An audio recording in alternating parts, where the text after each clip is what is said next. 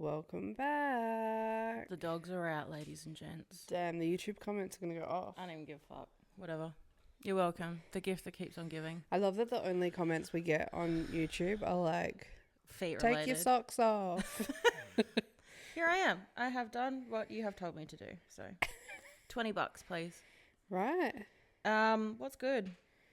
What's happening? Oh, the weather's a bit... Dingle, dingle. Dude. Dingle, dingle. The other week, how on the pod we were talking about these daily ice containers. Look what Danica's housemate Nikki got me for my birthday. Actually obsessed. Speaking of, guess who's 30? Me! Yeah. Oh my God. Fucking Stop. correct. How was your birthday? Loved my birthday. Birthday's been great. Give me a full review of actually doing an event on your birthday. Like what we did on Wednesday. No, like you had a house party. Did you enjoy the experience? Because I'm intrigued as someone who refuses to host an event for their birthday. All the stars aligned. Like, yeah, they did. when I first set it up, I had no expectations that people would come. I'd done it on a Sunday because I thought, because the shitty part is this time of year, it's like so busy with footy and sport because it's finals for everything. So I was like, if I do it on and people are really busy as well. So I was like, if I do it on a Sunday, maybe there's more chance of people coming. And I was like, but at the very least, like family will come. Like, that, I think that's the key is make it very casual, set low expectations. In terms of actually having people there, it was fine. Yeah? Yeah, I think do it during, like, if you're going to do something. I'm not. Do it during the day because then people are more likely going to leave at a reasonable time. Yeah. The main issue that I would have is when you're like socially checked out, you can't leave. Yeah. That's why I was like, if I do it during the day. Yeah. I think next year for my birthday, I think I'm going to do a bottomless lunch. Yeah, nice. Yeah. Yeah, do it. Yeah, just the girly pops. Yeah. Are we going out for it? Yeah, obviously. Okay. Bottomless lunch here? Are you kidding? Okay. Yeah. I'd never financially recover. Me, how bottomless is bottomless at this house? Me, now I get why they have a limit. Yeah. No, you should do it. Yeah, I think that's my plan. Yeah. I think if you think in advance and you book it in advance, that's the key. Yeah. Yeah. But definitely, I think the key to birthdays is just, oh, I'm so sorry, everyone, is to keep it low key. Yeah. When you try and like do something that's bigger than Ben-Hur, that's when you're going to get disappointed, I think. Yeah. But no, it was really nice. Yay. Everyone came. Everyone behaved. It was chill. Everyone seemed to have a good time. So yeah. Hell yeah. That's it. But I have noticed... You're sporting another birthday gift? I'm just dripping in gifts. It's just right now. let me wear everything that everyone got me. My obnoxious cup, my spicy mug hat. I've worn this to work this week. I love that. I'm not taking it off. Stunning. I'm going to get a bald spot from wearing it. And we got matching rings. Bling bling. Day-night rings. Stop. How cute. And I've noticed we us. both moved it to our middle finger. Yeah. Obsessed. And we didn't even discuss it. Wow. Didn't have to. Wow. The only key noticeable difference since turning 30 is I can't stop farting. Yeah. All week. Just deflating. Just it won't Wow. stop. Yeah. My tummy has really hurt this week. What did we... Oh, I know why I'm farting today. I ate an entire box of Cheezels last night. How good are Cheezels? I am churning through a bag of Cheezels, actually. Is it Cheezels or like the round... in the blue box? Yeah, Cheezels. Okay, yeah. Because I get the like home brand version from Woolies though. Right. I did... Because like $2 a bag. Okay. Yeah. I did a food shop yesterday. And I was, you know how at the end of the aisles they have the specials? They had Cheezels at the end for like half price. It was like $1 something for a box. But they also had these hot jalapeno ones. Oh, yeah. So I got those, ate the entire box last night in bed. Cheezels are so good. That's like my snack of the week. My favourite chips are the ones you got for that road trip still to this day. The Cornado ones. Yeah. They're the best. They're so good. I bought the other fun snacks that I bought yesterday was I bought a tub of like, what is it? Haagen-Dazs? Yeah, the ice cream. Haagen-Dazs. The ice cream, because that was on special. What flavour did you get? I got like, it was like Biscoff essentially. Yeah. That's the best one. And I ate it and I was like, oh my God, this is amazing. Then the other, I was like looking at the chocolate aisle. Yeah, you did. The Whittaker's was on sale. And I've never had Whittaker's before. How good is it? I got the caramel one. Yeah. It's like so much better than Aussie chocolate, hey? Dude, I need to eat it all the time. I still love caramel. Yeah. But this. It's a different tier. It tastes rich in my mouth. Yeah. It tastes expensive. So I had that. What else did I get? They were the wins. Love that. From my food shop. I need to do a food shop today. And that's really it, to be honest. Yeah. Stunning. What a week. Yeah, Port lost. I knew it was going to happen. Lions won. Did you watch any of the game? No. Like, I think with 12 minutes left, I like checked the AFL app and everyone was tied for 70. And I was like, this is so close. And it was very like tit for tat, like they would each get a goal. And then, Lions won. Damn. Who did they play? Hang on. It's coming to me. Cats. Yeah, okay. I was kind of hoping the Cats would be in the grand final. I don't know why. I just like their vibe. Yeah. But no, I'm happy. So we're going to go. So it's a non-Melbourne grand final. What we wanted. Good. Love that. We'll be barracking for Sydney. Yeah. In the GF. Personally, because it goes with my outfit. Yeah, I'm wearing red, so like I have to kind of go for Sydney. Funnily enough, what I'm wearing right now is pretty much what I'm wearing at grand final. Like this is going to be my outfit. I love that. There you go. What are you going to wear? I'm going to wear my shorts, my red shorts, my Sambas. Yeah.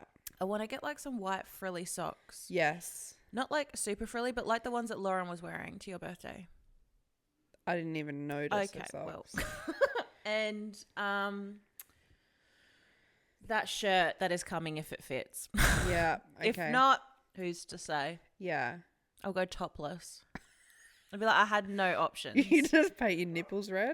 I'll be like, go swan. I'll draw swans on my nipples. Nice. I love it. Yeah, this is pretty much what I'm going to wear with my Uggies because I want to be comfortable. Yeah, I don't know if I'm going to be cold though.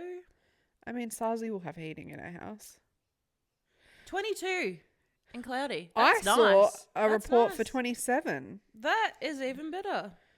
Well, then there we go. I will not be cold. Perfect. Yeah. No, I'm excited. Yeah. Yeah. What else has been happening?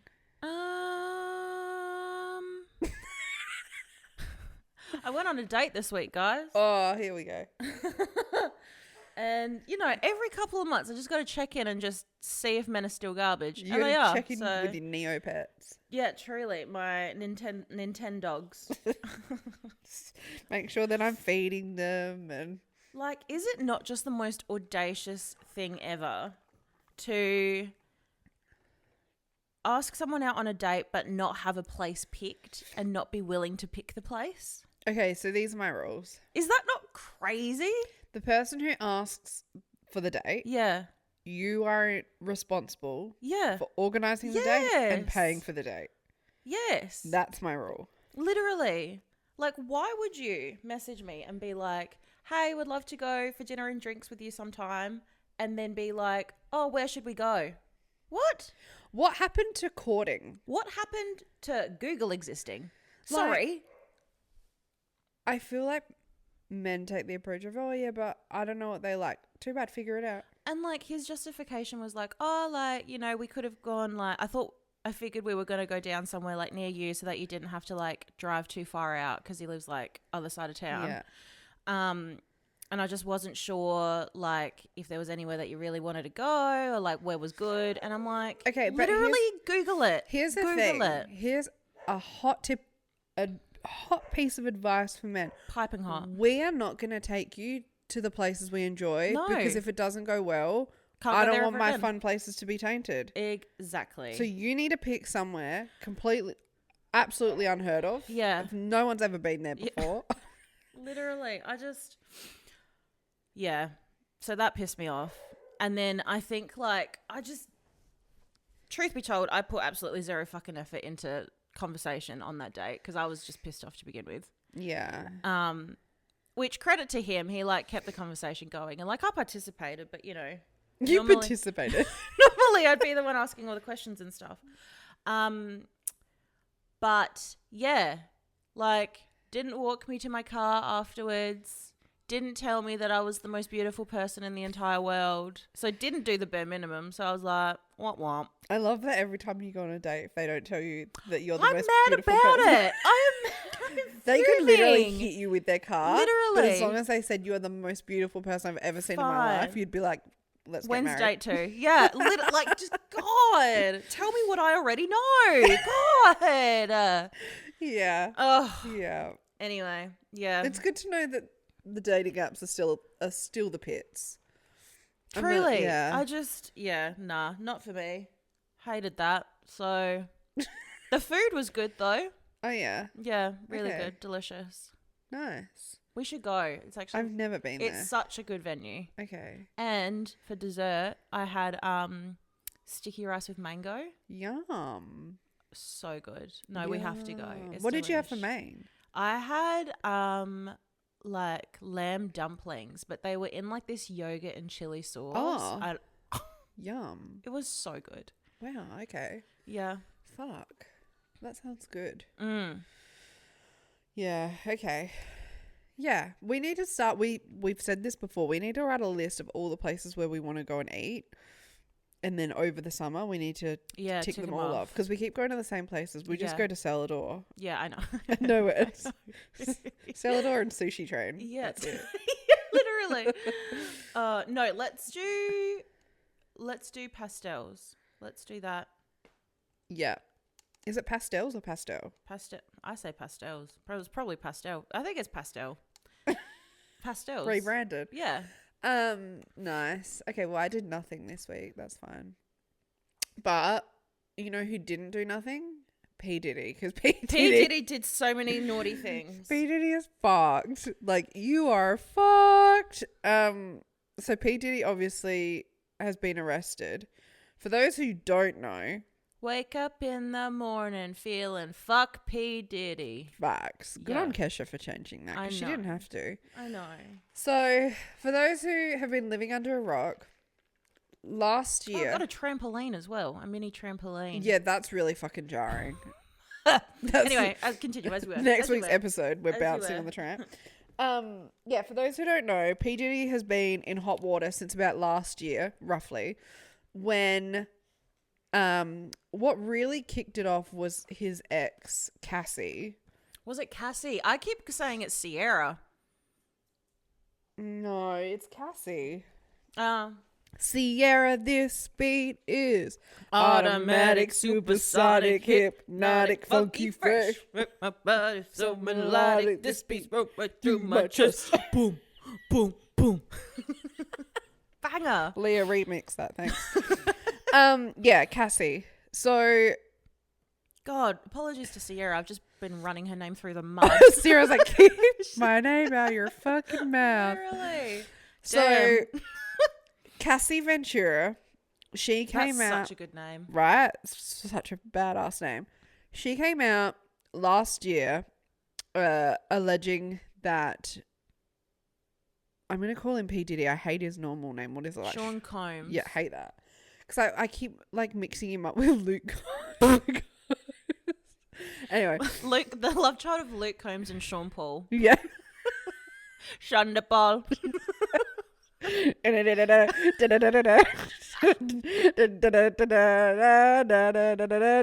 you on. I got the right. I can't tell this story. Okay, keep going. Go. Anyway, so last year, Mr. Sean, she filed a lawsuit in November of 2023 accusing P. Diddy of physical and sexual abuse that lasted for years. So the pair dated on and off for over a decade between 2007 and 2018. Damn. And off the back of her lawsuit, Did you see the video that had come out where he like beat the fuck out of her in a hotel? She like was trying to leave the hotel. She's like running away from him. And he's like grabbing her and like dragging her back and like beating. And like they're not even in the room. They're in the fucking hallway near the elevator. It's nuts. Anyway, so that essentially triggered a whole like domino effect where other women started coming out and filing lawsuits or accusing P Diddy of similar crimes. And then fast forward to like recently, this week he was arrested.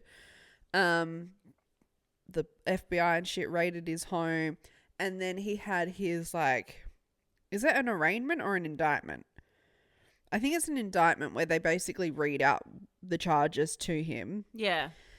And they figure out if he's going to get bail or not. So these are like, let me get all the crimes. P Diddy crimes.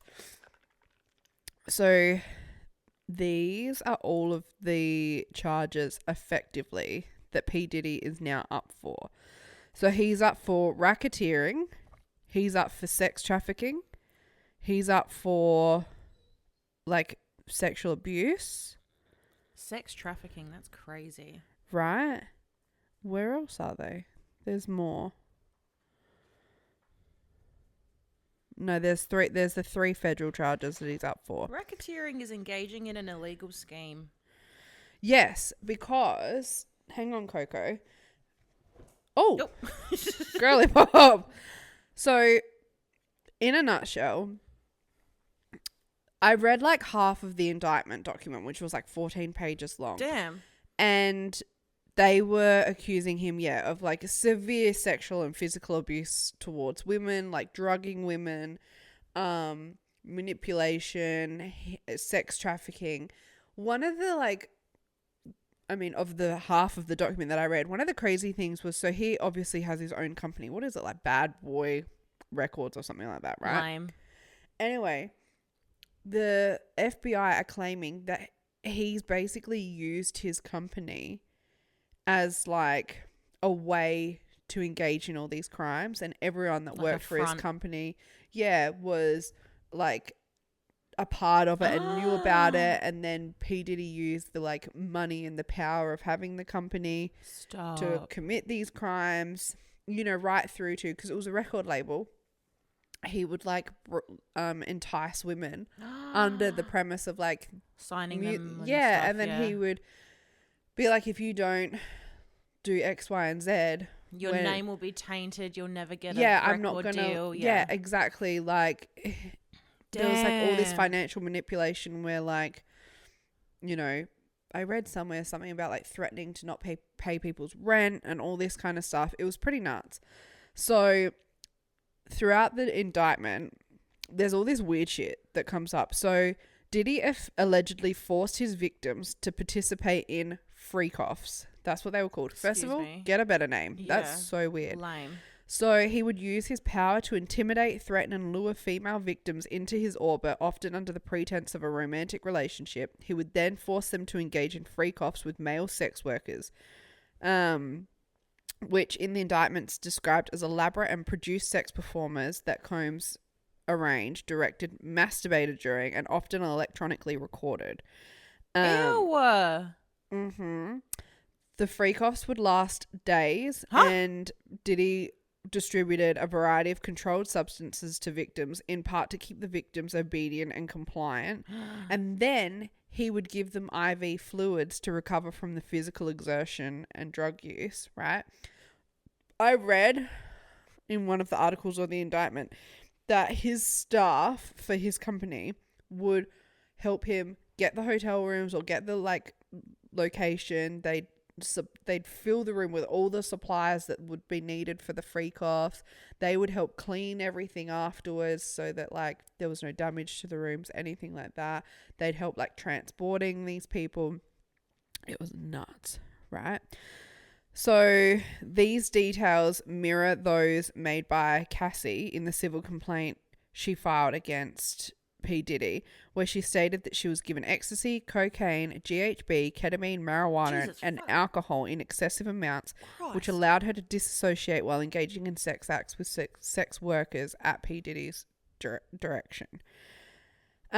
She claims that she was tasked with facilitating hiring the sex workers and finding the location for these freak-offs. What?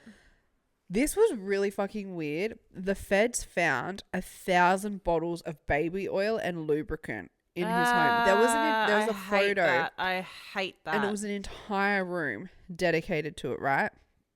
There was the physical abuse. So there's claims that he assaulted women by striking, punching, dragging, throwing objects at and kicking them.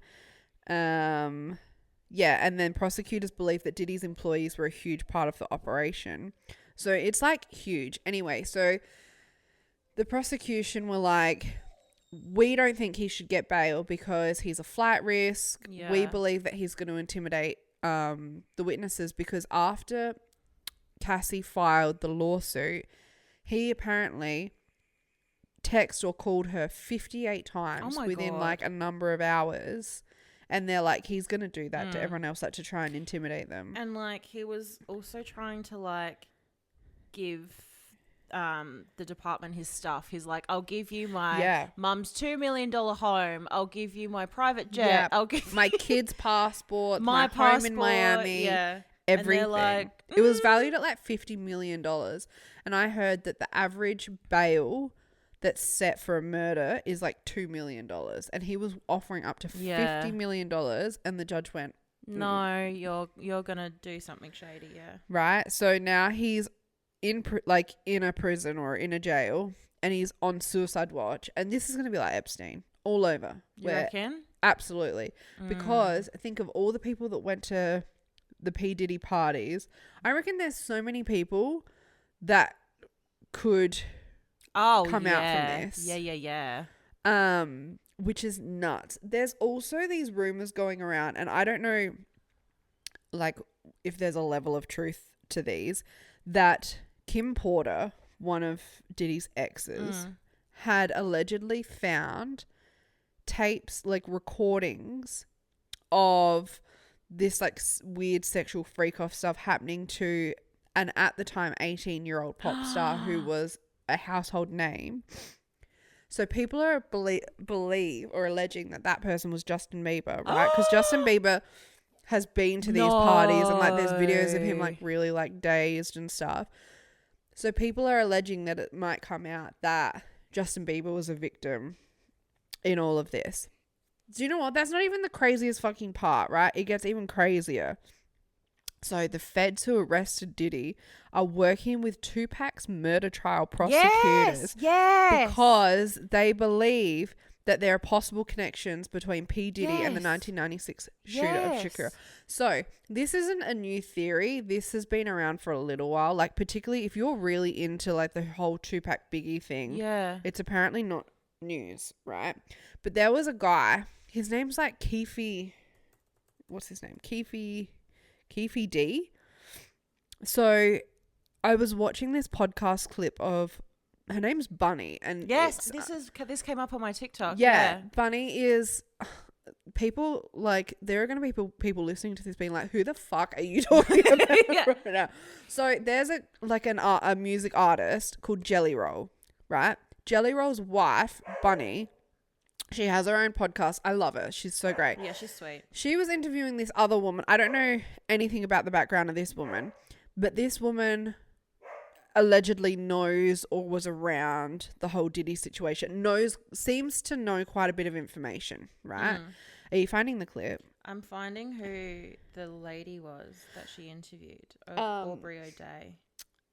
So she was making comments on this podcast that through this trial of Diddy, it is going to come out that he was responsible for Tupac's murder. So Aubrey O'Day is the girl that's on the podcast with Bunny. Yeah. And she is... Did you ever listen to Danity Kane, the girl group? Nah. Okay, they had like one good song, Damaged. Oh, banger. Anyway, so Danity Kane, she was part of Danity Kane, and Danity Kane was a girl group formed by Diddy under his record label, Bad Boy Records. So that's how she knew Diddy. Right, okay. She was making some pretty damning comments, right? Mm-hmm. And like she was pretty much alleging that the people that are going to be pulled into this, like the whole Tupac thing, it was pretty fucking wild, right? Yeah. And one of the things that she mentioned on, which actually isn't even like a secret, I realized, is Cathy D was like basically people came out like, I don't know if he was arrested last year. He's like the primary suspect for killing Tupac, right? I'm probably gonna get like butchered for how I'm pronounced. Is it Tupac? Tupac. Okay. Yeah. Anyway, he has said publicly that P Diddy offered him $1 million to kill Tupac. Damn. Anyway, so what's the beef between P Diddy and Tupac? Because they were separate coasts. Oh, Yeah, gang. It was the whole like East Coast versus West Coast scenario. Oh, grow up. Yeah. Come on. Okay, facts. Touch grass. Facts. So now, anyway, that's everything that's happened this week. Yeah, because there's a clip of Aubrey. Is her name Aubrey? Yeah. Yeah. Of her being, because Bunny asks her, like, do you think that this is going to uncover some stuff about Tupac's murder? And she's like, I think the truth is going to come out sooner rather than later about P. Diddy's involvement in that. Right. And I'm like, that is bananas. Yeah. So he's on suicide watch. I don't think it's going to take ages for the case to actually start. Yeah. I think the trial will be next year. I think that he will not survive between now and the trial. I think it's going to be like Jeffrey Epstein, where he's either offed himself or he gets murdered, because I think there's too many people that can be implicated with his crimes. Yeah. I saw an interesting comment online as well, which actually makes a lot of sense. They were saying what P. Diddy was doing, so many people went to P. Diddy's parties, right? So many people would have had to have known what P. Diddy was doing for all these years. So it's not a matter of all of a sudden everyone's just woken up and gone, oh, P. Diddy's doing like bad shit. They reckon that P. Diddy's fucked off the wrong people. And those people like obviously have power and they're like, today is your day. Yeah, they're leaking yeah. Yeah, they're like, you're going down. 100%. Like it would have to be like, not like an industry secret, but any like people in the industry would know that that's what P. Diddy's known for. Yeah. You know what I mean? Yeah. So I'm very People interested. are fucked, hey. And it's crazy to think that sort of behavior is just so prevalent and people with power like engage in that sort of activity and like just have the ability to keep it hush. You can just do whatever you want. Yeah, like it's imagine insane. Imagine going to house parties, and we go to house parties and these weird freak offs are happening. There is no fucking, like, I would be like, oh my God. What is going on? Like, call the police immediately. Yeah, like, literally. what the hell? Literally. Yeah, very interesting. And there was like a Justin Bieber song. Let me get the I think that's AI. Oh, yeah, okay. because Nikki showed me the same thing, and I was like, "Dull." Okay, well, I read fell the comments, please. I fell I'm like, for you fell it. for the clickbait. Yeah, never no, mind. It's Coco, AI. Coco, get off! Girl, you're gonna break the computer. Stop. Oi, come here. Stop being annoying. Sit. Thank you. Yeah, fair enough. Okay. I'm gonna stop you right there. Yeah, I'm glad you did. Me. Oh my God, breaking news. Unreleased Justin Bieber song. But yeah, that's the P Diddy news. Yeah. Kind of similar vibe. We went to the cinema on Wednesday and we went and saw Blink twice in theatre. Yes. So this is the movie that is written and directed by Zoe Kravitz and it stars Channing Tatum. I love Zoe Kravitz. Same. Can I just say? I think she's so fucking cool. Big fan. Yeah. Big fan. So this movie, it's when tech billionaire Slater King meets cocktail waitress Frida at his fundraising gala. He invites her to join him and his friends for a dream vacation on his private island. Wild nights soon blend into sun-soaked days, but when strange things start to happen, Frida must uncover the truth if she hopes to make it out alive. So this movie is giving like Get Out meets like Knives Out. Yeah. Yeah. I actually really liked it. Yeah, same. So I really enjoyed the film. I thought that it was very well done. It was very entertaining. It was like the right amount of length, all that kind of stuff. And then I was like, oh, let me read the reviews online. Tell me, because you sent me a link to a review about the movie that's saying that it wasn't all that, and I actually didn't end up reading it. So please tell me what it said. So I was reading reviews, and it had some pretty rough like reviews. So the one that I sent you, I think it was a Mamma Mia one. Let me bring it up. Oh no, it's Marie Claire, but there was a Mamma Mia one. So Marie Claire wrote a review titled "Blink Twice has been called a #MeToo thriller, but we deserve better." And so the article goes on to say that Blink Twice has been dubbed by critics as a Me Too thriller, but if it was intended to bring the movement to mainstream audiences, moviegoers surely deserve better. So people have been comparing this film with like Promising Young Woman. Have you seen that? No. It's really good. Yeah. Really good. I do want to see it. So they've been comparing it with that, but then they say like this Marie Claire article was saying how the author was disappointed by the twist in the film. Who's the author? No, this is the Marie Claire. The author of the article, right? Yeah. Saying that Kravitz's attempt to make a point about who has the luxury of moving on after experiencing sexual violence falls flat, and basically nitpicked pretty much the ending of the film specifically. I don't want to give any spoilers away because like it's a pretty new film. Yeah. But that ending where we were like, oh, what is going on here? Yeah. Like after, hope that makes sense to everyone.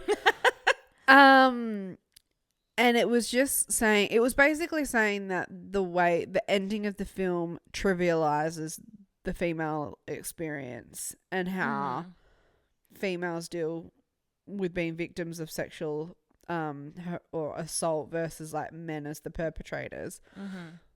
I feel like the film obviously was tapping into like themes of it. But I don't think Zoe Kravitz ever went into this trying to be as like Promising Young Woman. That was the purpose of the film. The whole purpose, right? I think Zoe Kravitz lent more on the entertainment arm. Like I just don't think the way that the film was done that she made this to be like a poster for the Me Too movement. Right? I think that's something that critics have put on the film. Yeah. And so people are judging it accordingly. Yeah. And I think that it's not Zoe Kravitz's job to like accurately represent every single facet of the Me Too movement in 90 minutes. No. I think that I can understand why people maybe don't agree with the ending. That doesn't make it a bad film. No. It just means that you didn't like the ending. And I don't think you always need to have to like, I don't think you always need to have a movie and have those themes of like the Me Too movement and like sexual assault and abuse and all of that, and like have like try to make a point about it. Does that kind of make sense? Yeah, and it sounds a bit vague because we're trying not to give away the film. I think it's more that like you've got some filmmakers who they dive right into it and they really pick it apart and they want to always need to go in depth into the human experience about what it's like to have that trauma. You can make a film about it and that be it. You know what I mean? To me, this film was more, I think it was more like an entertaining, that's a weird word to say, but I say entertainment because it's like a film perception of like Epstein, P Diddy style parties. Yeah, I think it says more about the power play that happens in those kind of instances than and how no one blinks an eye. Yeah, kind of thing. I don't I don't know. I think people are being harsh on Zoe Kravitz. I think it was a great film.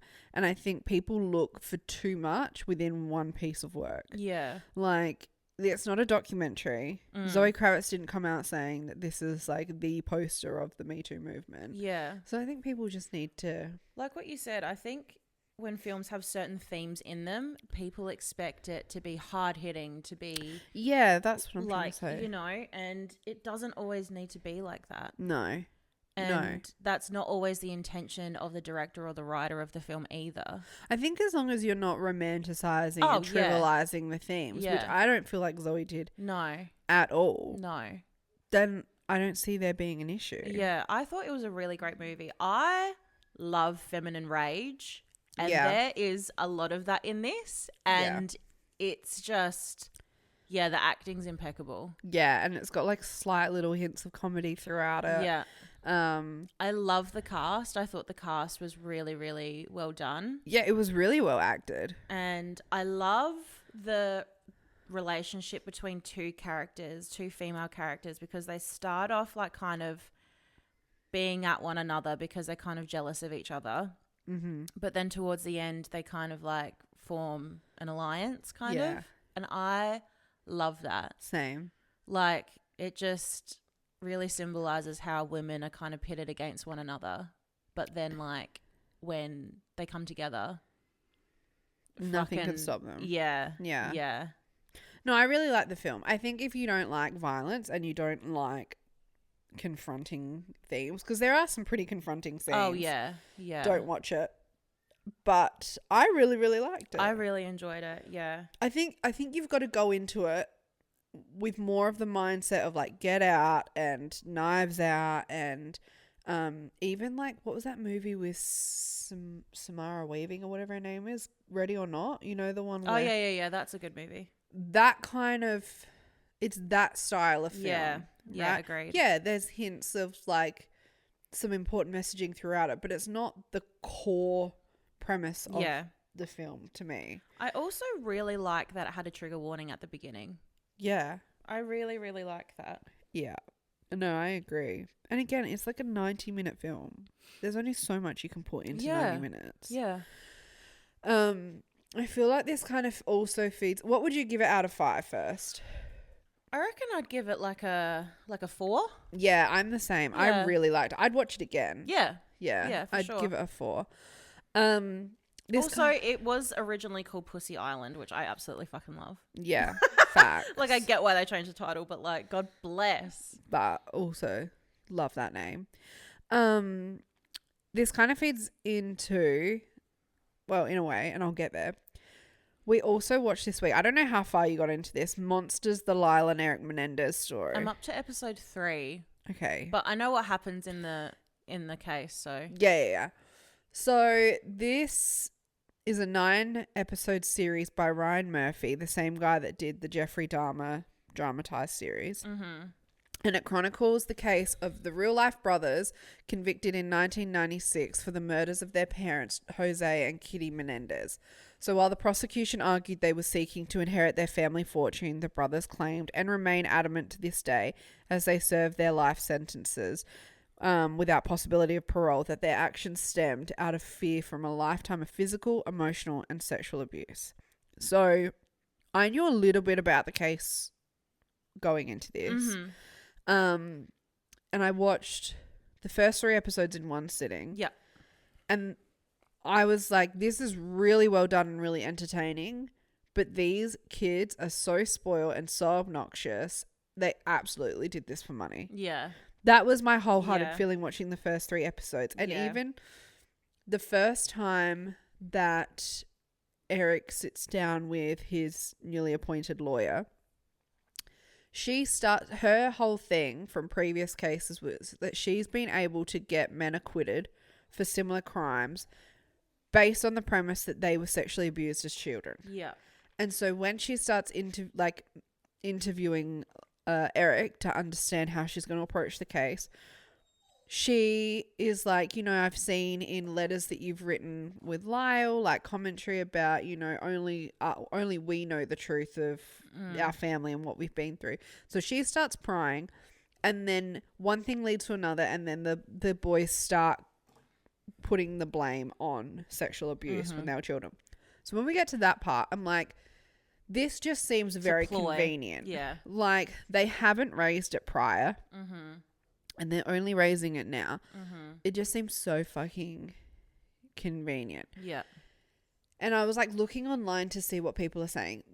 A lot of people don't like this series at all. And a lot of people didn't like the Jeffrey Dahmer one either, but for different reasons. So there was a lot of flack when the Jeffrey Dahmer one came out from the from the families of the victims. Yeah.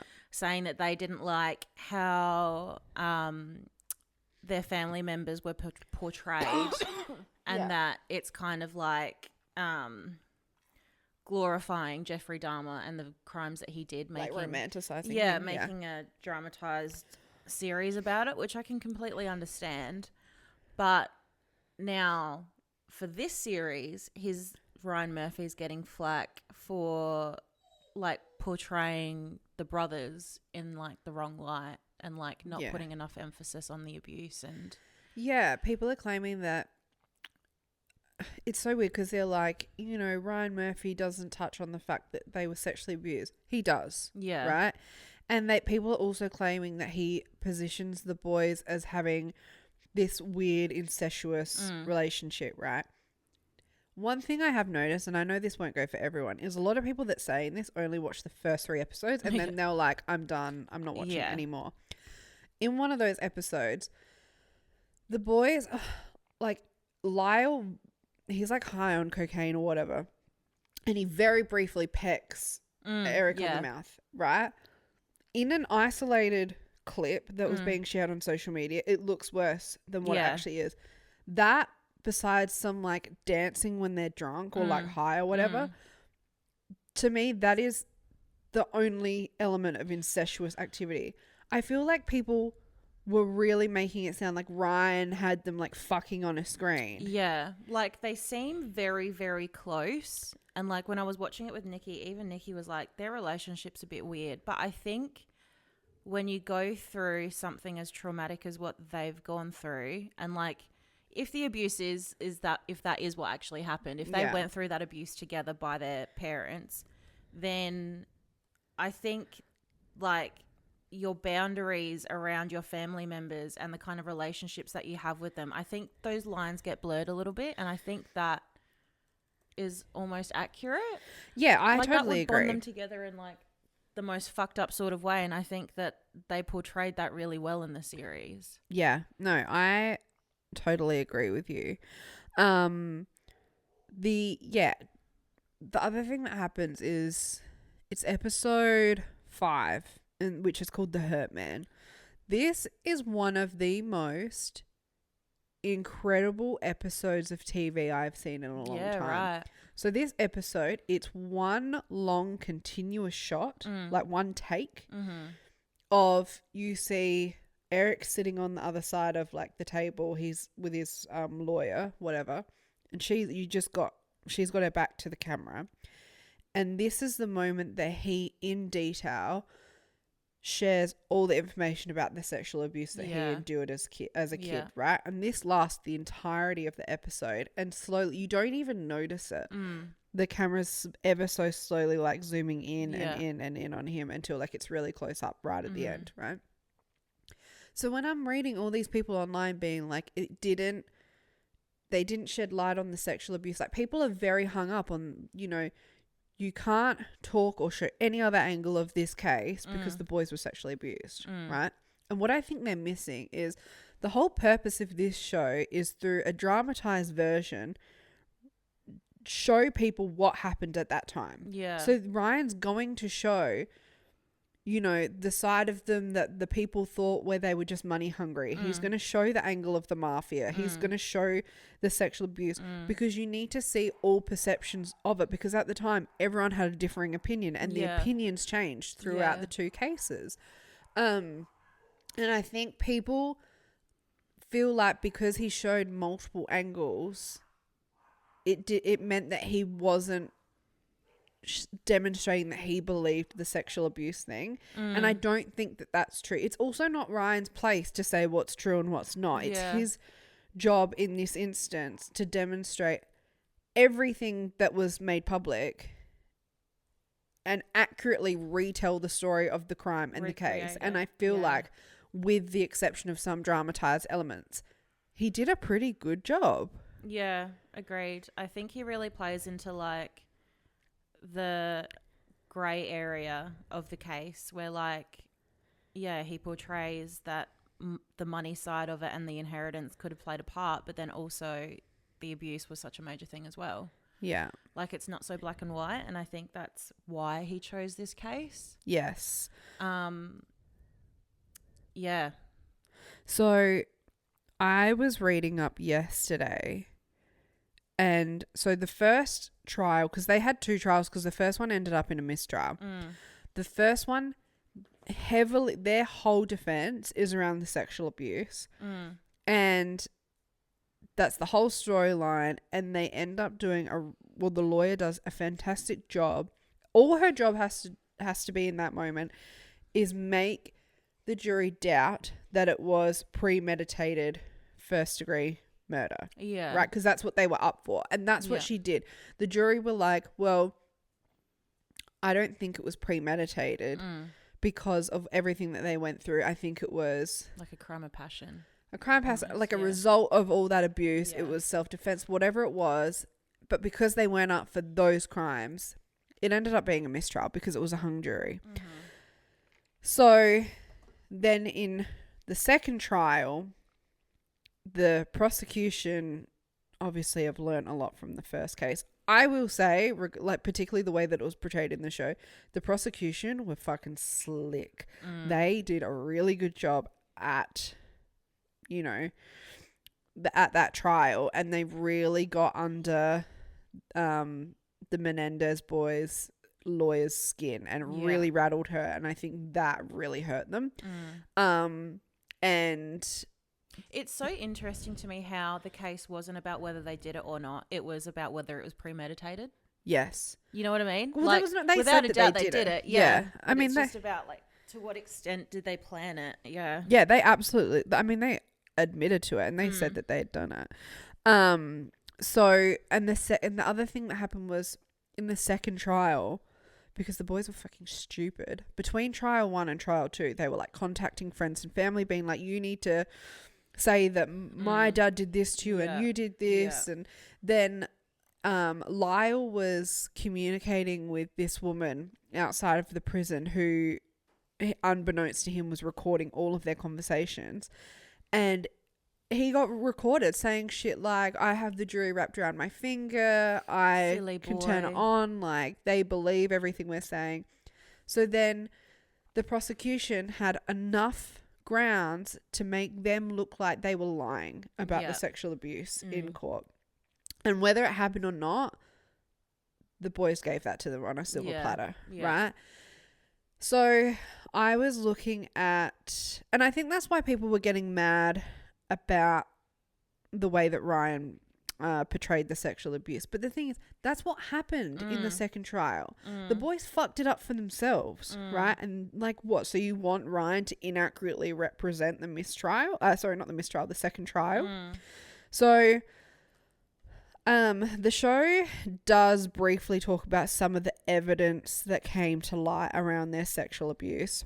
And there is like entire fucking Reddit threads dedicated to it. But some of the evidence that came out was things like the boys had oral bruising to the back of their throat, which is usually only linked to one thing. There was like these Polaroids of them like when they were younger with no clothes on.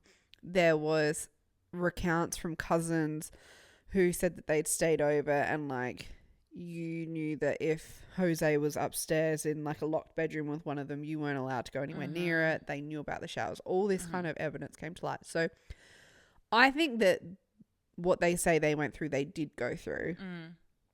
And I think that heavily impacted obviously their decision to kill their parents, but it also impacted the way they went about it after. Like the fact that they went and then spent $700,000 almost immediately.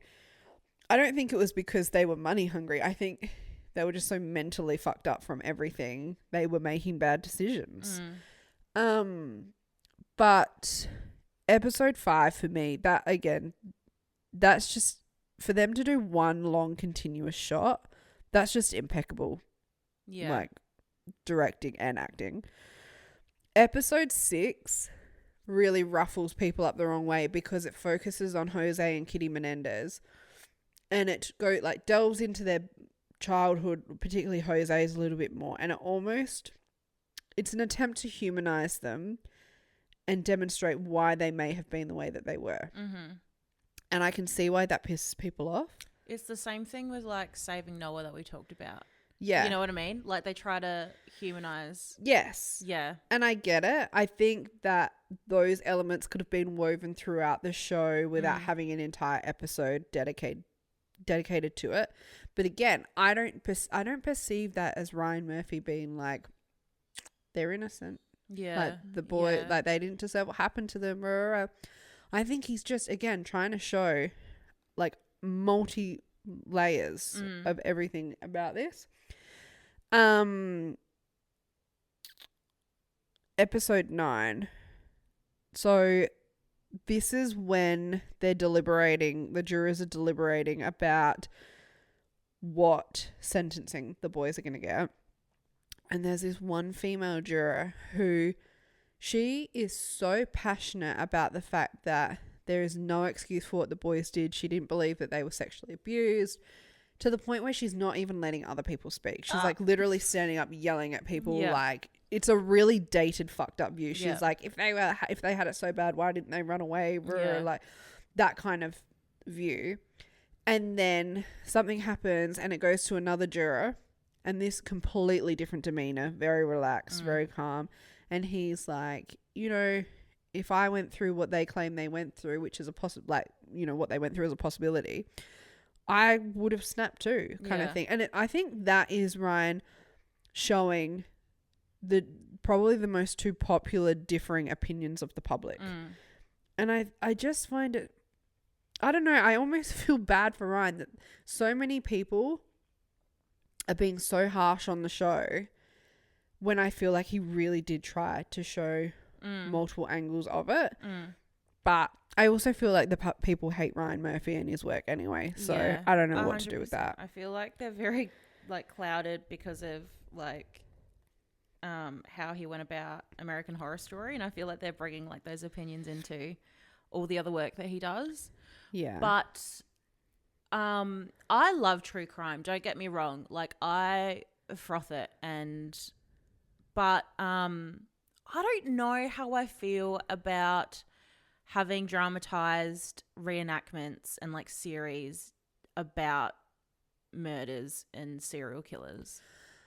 Okay, so I have two opinions. Like, I just feel like, I don't know, I feel bad for like the victims and their families having to relive that trauma. And like, it's one thing to have a series or like a podcast where you're retelling the facts, you're going through case files, you're like recounting what happened. I think that's completely different to having a dramatized version, having people act as these real people that went through this real thing and relive it and take creative like control over how it's portrayed. I don't know. I don't know how I feel about it. I totally understand where you're coming from, and I do agree. As a viewer, I find it way more interesting to watch something about a real piece of, like, whether it's true crime or history or politics, whatever it is, way more palatable for me when it is done in this format. Oh, yeah. But I'm also watching it with a grain of salt, understanding that it's dramatized and there's going to be elements that may be misconstrued. And I feel like you can't watch this and just rely on this. You have to go and do secondary research. Yeah. But there is a huge danger in this. There are going to be people out there who go, oh, that's romanticizing this and I'm going to go do this. Yeah. But I think you could say the same for stuff on social media, the way like that the new, you know, people can be so fucked up in the head that someone will see someone like a crime report in the news, and just because that person's name is being mentioned, they're like, wow, that person's a hero, I'm gonna go do that so I get my 5. Like, I feel like there is no way around it. Like, you're always going to be potentially inspiring, for lack of a better word, some fucking weird sicko who wants to do the same thing.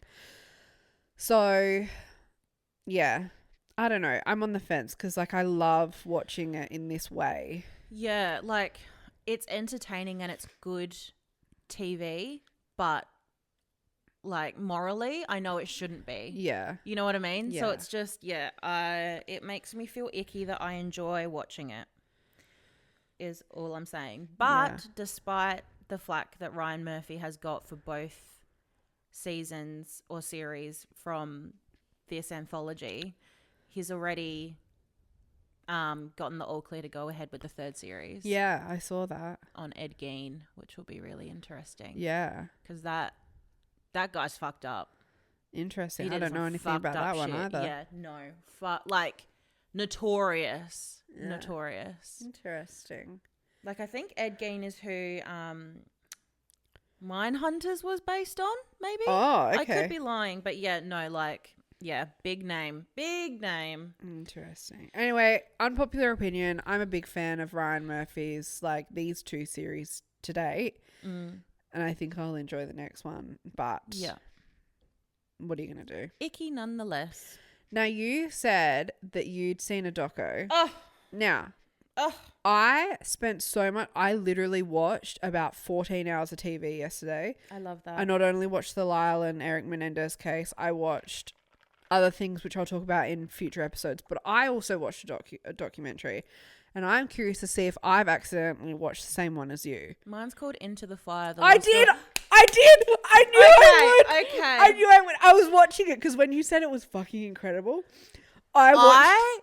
How crazy was this doco? When everything unfolded, were you just not like, what the fuck is going on? Dude, this is my God. How much do you love Cathy as well, by Dude, the way? She was Cathy unhinged in the best fucking way. Animal. How she's like calling their house and she's like, she doesn't give a fuck. She's like, I'll keep calling you. You change your number and I'll find a new one. Oh my God. Okay, so everyone needs to watch this doco. It's 2 episodes. They're both like an hour and a bit long. So it's an easy watch. And honestly, it's such a gripping story. We're not going to spoil it because we want everyone to watch it. But Into the Fire, The Lost Daughter is a mini docuseries on Netflix. And it's about this woman, Cathy. And this isn't giving anything away, but she has a child when she's 16. And she kind of gets conned by her mum into putting her up for adoption. Because they don't have, like, the greatest life, really. Like, they're not well off. And Cathy's mum is like, look, if you give your daughter up for adoption, someone else will be able to take really good care of her. She'll get the best of the best. She'll have the life she deserves, one that you can't give her right now. So she puts her up for adoption. She hears nothing more about it. And then in 2010, she gets a letter in the mail from the agency that she put her daughter up for adoption through. And she thinks that the letter is about her daughter wanting to reach out, and she's super excited about it. But it's actually a letter saying that her daughter went missing in 1989, and they've since found a body in a cornfield of a Jane Doe, and they think that it might be her daughter, so they need her DNA to try to positively identify this body that they found. And she is flabbergasted. Yeah. She's like, I gave my daughter up for adoption to have a better life, and you're telling me at 14 she went missing, and she's been missing for the last 20 odd years. Like, and no one told me. Like, what do you mean? What's going on? So she goes on like this whole escapade to like try to find where her daughter is. Turns out the body that they found, she does submit the DNA, and the body that they found isn't her daughter. So she's both relieved, and she's like, oh, well, shit. Like, yeah, so good that that's not my daughter, but where is she then if that's not her? And so it it tells the story of how that unravels, and it's just, you can't call what happens in this series. It is bananas. It is so fucking cool. Like, not like when I say it's cool, Cathy is the coolest person. She's such a fucking badass. She like goes into it and she says that she has a gut feeling about what happens, and her gut feeling is 110% correct. And it's crazy to think that like although she didn't grow up with her daughter Andrina, like the fact that she had that motherly intuition and that it was correct. And the way that she was so like, she just stood to her gut. Like she never gave up. was gonna deter her. Yeah. She was just impeccable. The other crazy part, fucking what's her name? The wife. Oh, Brenda. Fucking Brenda. Brenda's a piece of shit. If they were going to bring back lobotomies, Brenda would be... I'm sure Brenda had one, to be honest. Like the way that she can stand by her man. Stand by your man. Stand by her man. After everything that he does. Crazy. It's just mind-boggling to me. Mind-boggling. I was getting so mad at the TV. Oh. Like just about, the whole thing I was yelling the whole way through. This would have to be the best documentary I've seen in a hot minute. It's so good, so gripping, such a good, like not a good story, but like just, it's so harrowing. Like you get to the end and you're like cheering, but it's just so heartbreaking. I was like crying because I was so happy for Cathy for the fact that she was right. Yeah. Like she figured it out. Yeah. Like just her gut instinct, and she never let it deter her. And she was just, she had no issue with being a fucking pest about it. Yeah. She was like, I'm going to make this best everyone's problem. Yeah. She's so iconic, and she's just so cool. But it was also like just such a crazy story as well.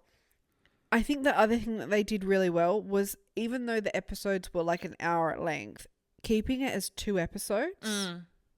Yeah. Perfect. Brilliant. That's all we needed. That's we didn't need any more. They knew when to stop. Yeah. It was so well done. No, everyone needs to watch this series. It's bananas. Yeah. It's definitely my top. Crazy. That would be my top recommendation. Yeah. Fuck, it's so good. It's so good. I'm so glad I watched it. Yeah, same. Same. I watched a few other things yesterday, but I'm gonna save them for next week's episode. Yeah, tell me what they are, and then I can watch them. So maybe. I watched, you know, that Medium, that Hollywood Medium. Yeah. So he's got a new show. Yes, on Netflix. I saw that. I watched the first episode because it drops weekly, and the first episode features like Chriselle. He's like reading Chriselle and some of her friends. I watched that. Like that was the last thing I watched last night. I think if you're just looking for something to fill time, it was good to watch. I might give that a pass. The other thing I watched was His 3 Daughters. So this is a new Netflix film that starring. Oh yes, I've seen Elizabeth Olsen and what's her name? The girl from Orange is the New Black. She's amazing. Oh, yeah, Natasha something. Whatever. So it's giving Blue Sisters. Is it? It really is. Like I would say it's kind of like a boring film, right? But it's beautiful. Yeah. Like all it is it's 3 sisters who are estranged, who are coming together because their father's dying, right? And you see them kind of their relationship. Oh, it is Blue Sisters. Yeah, and how like their relationship, I guess, or they navigate it over the span of like a week or something. And I don't know, it was just, I really enjoyed it. I really liked the film. I'll talk about it in more detail next week, and I think just give it to us now. Oh fuck I probably won't watch it now. Now I'm gonna have to watch other things next week. Nah, it's fine. So they're all estranged. One of them, what's her fucking name? His 3 daughters. Let me get the actresses. Natasha Lyonne. So her character is Rachel. So Rachel lives with the father, right? And he's got cancer. Yeah. He's dying. He's pretty much going to cark it at any moment. the other two sisters, Christina and Katie. So Christina's played by Elizabeth Olsen and Katie's played by Carrie Coon. So they all share the same dad, but they have different mums, right? And like Elizabeth is much younger, or sorry, Christina's much younger than the other two. And they all had very different experiences growing up because of the way that the family dynamics were. So Christina and Katie come to stay full-time with Rachel for that period that they believe their dad's going to die any moment. And it's just interesting watching like three estranged sisters come together. They suddenly have to share a space, and like how each of them is dealing with the grief differently, but B, how they interact with one another, like they're beefing, all that kind of stuff. But it was just very interesting to see. I don't know, it was very much like Blue Sisters in seeing how like they each grieve differently and how that impacts their relationship with one another. The way that it ends, I was like, oh my God. It was... Oh, now I want to watch it. It was real. I was like crying. It was really sad because like, I don't want to give it away, but something happens and then it's like a plot twist. And you're like, oh my God. Like I didn't... No, maybe I will watch it then. I didn't see that. But it was like on paper, it's like a boring film, but it's a beautiful film, I think. And I think... What's the movie version of Chick Lit? That's what this is. Yeah. No. Like... Literally. It has really good reviews. Deserved. Yeah, really good reviews. Yeah, it's just a beautiful story. Stunning. What would you give it out of 5? I'd give it a 4 out of 5. Gorge. I wouldn't watch it again, but I think it's one of those things that you've got to watch. You know? So, yeah, I don't know. I really enjoyed it. It's so crazy to like go through my podcast notes from like the beginning of the week because I had a little segment on here to talk about Pesto, the baby penguin. Okay. Who was born in Melbourne Sea Life Aquarium, and at 9 months he weighs 21 kilos and eats 25 fish a day. Yeah, I did see him. That's me. And he's like literally not even a year old, and he's the size of an adult penguin but fluffy. Oh, bless. Pesto and Moodang meet up when? No, literally. I've been telling everyone at work about Moodang. Fucking love Moodang. Obsessed. That was everything that I had. If people are looking for something to read, we're currently reading Penance by Eliza Clark. Are you liking it at the moment? I'm like 20-something% through. I'm liking it, you might but be surpassing me. Damn. But I haven't hit like, you know, when you hit like a 30% mark and it really grips you. Yeah, it's very much just setting the scene at the mo. I've never read an Eliza Clark book. One thing I will say, I hate that there's no chapters. They're not all like that. I mean, I think she's only written one other one. What was her Boy first one called? Parts? Yes.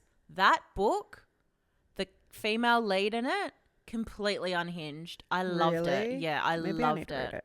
It's a really good book. I like this book. I just feel like I'm reading because like the book is from the perspective of like an author. I feel like I'm just reading his notes. Yeah. And I know that it will get good. Yeah. Like I have all the faith. Yeah, I'm just not there yet. Yeah. But I am struggling with the fact that there's no chapters because my Kindle keeps telling me I have like 4 hours to read this one chapter. My book's like 6 hours remaining and I'm like, for fuck's sake. Yeah. Yeah. And Give me reprieve. Yeah. Not having chapters, like it doesn't break it up. Like when I stop, like, because you got to stop reading at some point. I'm like, oh. When do I put it down? Yeah. But no, it's good so far. It's a really interesting format. I've never read a book like it's written like this. It's all different kind of mediums mixed into the one, which is interesting. But no, it's good so far. I think it'll be good. So yeah, that's it. There you go, folks. I hope everyone loved this week's episode of True Crime. Yeah. Looking forward to all the hate I'm going to receive for defending Ryan Murphy, but that's fine. I don't think I could do a podcast that is purely based on like facts and things that have actually happened. I mean, you know what I mean? Like we are just so blasé with the things that we say and we're like, yeah, this could be the truth. But like for a factual podcast, like a true crime one, you have to actually fact check and make sure you're saying the right thing. Yeah. It couldn't be me. mentally couldn't do it. I'd always get things wrong. And I do this thing where, like, especially with true crime, I kind of morph all the crimes into one big crime. Yep. There's only ever been one crime in the world. One giant crime. Yep. Yeah, my brain does that too. I mix up facts and details. And so definitely, we've said it before and we'll say it again, always fact check what we're saying. Yeah, take it with a grain of salt, like you do. Yeah, we're painting the bigger picture for you. The minor details are neither here nor there. Yeah. It's not important though. We're doing our best, okay? Yeah. We're trying to help you so that you don't have to read, as Ingrid told us the other week, and that is probably the best bit of feedback. She was like, "I don't have to read because I listened to you." That's the best thing I've ever heard. Yeah. All right. Well, we're gonna have to find a new theme for next week. Yeah. Yeah. I think we need to like give the Nancy nod. Goodbye. I actually do have we've been big on the Nancy material. We have. I'm sorry. I have a list of stuff that's coming out on like to watch. Okay, we need to pick from this list. So I'll offline. No, I'm going to tell you what we will be watching, and I'm going to hold a gun to your head and put like toothpicks in your eyes so you have to watch it. Will and Harper. What? It's the what's his name? The comedian Will. Oh yeah. We'll be watching that. Yeah, for sure. We'll absolutely be watching. I know I'm going to cry during that. There's a Brad Pitt and George Clooney. What part of offline are you not understanding, Del? Wolves. We're trying to say goodbye. All right. Love you. Bye. Bye.